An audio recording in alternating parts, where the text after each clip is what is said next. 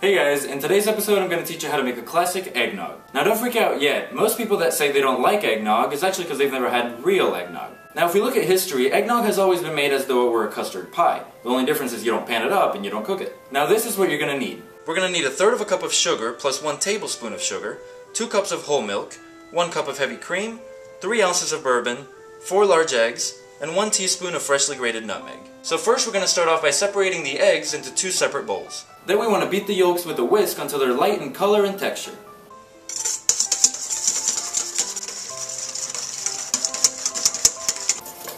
Now when they start getting to that stage is what we call the ribbon stage, which all that means is that when you take the yolks and lift the whisk up, they all fall down in a ribbon. And that means we're ready to add the sugar. So we're going to slowly add the 1/3 cup of sugar.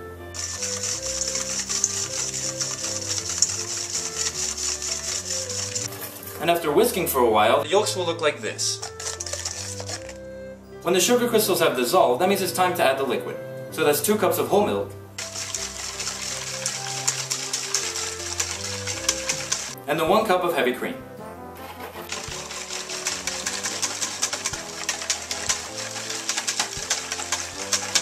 Now we want to add 1 teaspoon of freshly grated nutmeg. Now freshly grated really makes a difference here. On one of these microplanes it takes about 20 grates.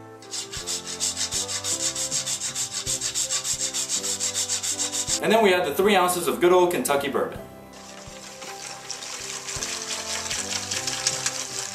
Now we want to take the egg whites that were in that separate bowl and beat them until they form soft peaks. Now it's very important to use a separate whisk, because if we were to use the other whisk that has a little bit of fat still on it, the egg whites wouldn't actually foam up on us. So we're going to whip these up until they form soft peaks, and I'll show you what that looks like.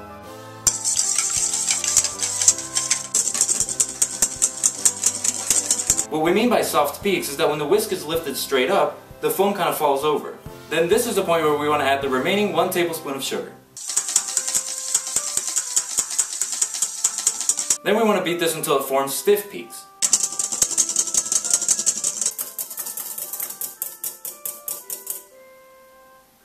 That looks like stiff peaks to me. Then we want to take this foam and gently fold it into the eggnog mixture. You like the green spatula? The reason we want to gently fold it is because we don't want to lose all those air bubbles we just created. And when we finally have a homogeneous mixture, we're done. And then we just pour it into a nice glass.